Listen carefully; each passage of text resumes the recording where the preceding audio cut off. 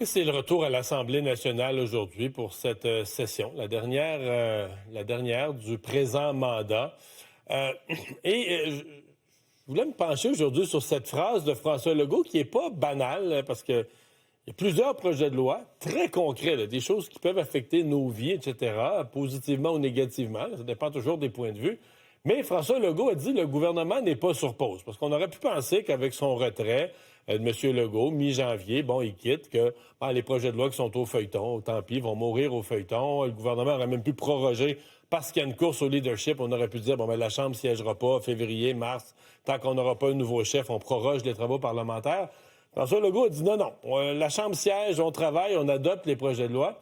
Et je me suis amusé à faire l'exercice, puis je les ai pas tous, mais juste pour vous donner une idée de la quantité de projets de loi importants qui sont devant le Parlement en se posant la question, OK, vont-ils vraiment adopter tout ça au cours des semaines qui restent? D'abord, il y en a un incontournable. Il y en a un, je pense, qui n'ont pas le choix, puis les oppositions vont collaborer. Parce que là, l'entente avec les médecins omnipraticiens, elle venait avec le fait que la loi 2, la loi qui avait été imposée aux médecins, et pour que l'entente tienne, il fallait défaire une partie de la loi, l'adapter à l'entente. Alors ça, c'est un projet de loi qu'on avait promis, qu'il fallait qu'il soit adopté avant la fin du mois de février. Je pense qu'on peut dire que celui-là, il revient. Et est-ce qu'il y aura une entente avec les spécialistes? Parce que si on change la loi 2 touchait à la fois les médecins omnipraticiens et les spécialistes. Donc, est-ce qu'avant d'arriver à changer la loi, on sera aussi capable d'y inclure les éléments d'une entente avec les spécialistes? Ça va être à voir.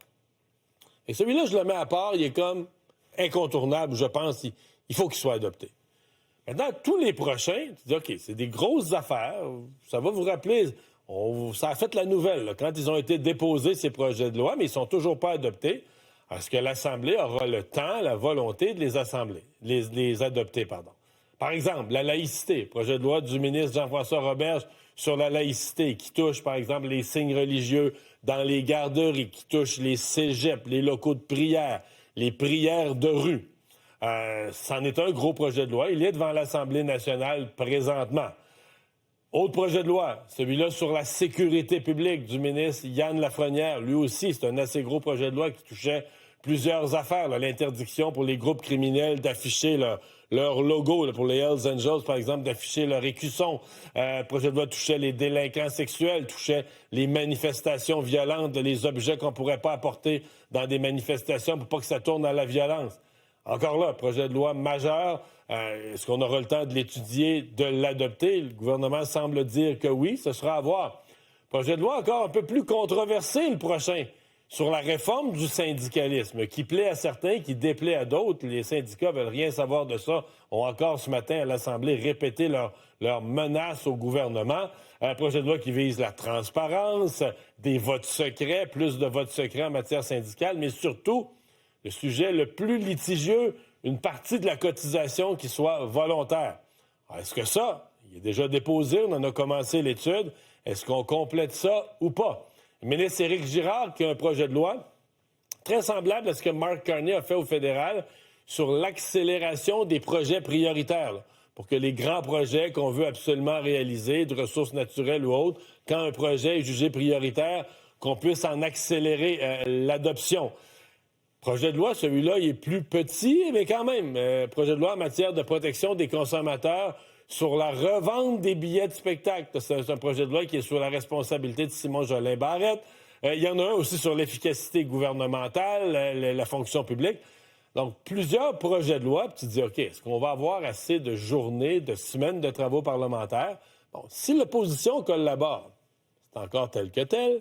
Si l'opposition fait de l'obstruction, là, ça complique, ça retarde l'adoption d'un projet de loi. Et là, je vous en ai nommé un paquet. Et au-dessus de ça, il y a ce qu'on pourrait appeler le projet de loi suprême, le projet de loi des projets de loi encore plus gros que tous les autres. Le projet de donner au Québec une constitution. Encore là, ça, c'est le bébé de Simon Jolin Barrette. Une constitution du Québec. C'est devant l'Assemblée. On commence, là, on est dans l'étude. Je pense que c'est 200 groupes. On va consulter 200 groupes. Donc, est-ce qu'on va consulter 200 groupes puis laisser le projet à l'abandon en cours de route? Les partis d'opposition n'ont pas l'air du tout intéressés à collaborer avec le gouvernement sur un projet de constitution du Québec. Est-ce qu'on peut adopter ça là, un peu en vitesse en fin de mandat? L'opposition va dire le gouvernement. Le premier ministre s'en va, on change de chef, le gouvernement n'a pas la légitimité. Ce matin, j'ai posé la question à Simon-Jolin Barrette, et il dit non. Nous, on a été élus pour 4 ans. Les députés de tous les partis, on a un mandat de 4 ans. Ça finit à l'élection, ça finit pas avant. On va travailler, puis on a le droit d'adopter ce qu'on veut d'ici là au Parlement. Alors, ce serait à voir, là. Vous imaginez un peu le genre de bataille politique qu'il pourrait y avoir. Je me suis amusé hier soir à faire des petits calculs pour vous, de dire, OK, mais ça commence aujourd'hui, là. Ça commence à 14 h la session. Il en reste combien de semaines? Pour François Legault, là, d'ici le Congrès où la CAQ va choisir un nouveau chef, parce que là, à la semaine de relâche, il y a une relâche parlementaire aussi, il reste 7 vraies semaines là, de travail parlementaire pour François Legault. Il reste 7 vraies semaines.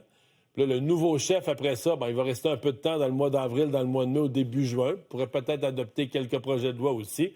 Mais c'est pas beaucoup de temps là, pour tout le travail que je viens de vous décrire. C'est pas beaucoup de temps de travail parlementaire. Est-ce qu'on mettra vraiment là, du charbon dans le moteur du train là, pour y aller à fond de train?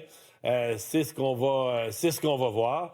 Mais il y a une vraie question sur la définition de François Legault quand il dit que le gouvernement n'est pas sur pause. Est-ce qu'on va vraiment compléter l'adoption de tous les projets de loi, dont plusieurs sont quand même assez populaires, mais c'est du gros travail à adopter. Donc, à suivre, c'est la question qu'on peut se poser en ce début de session parlementaire.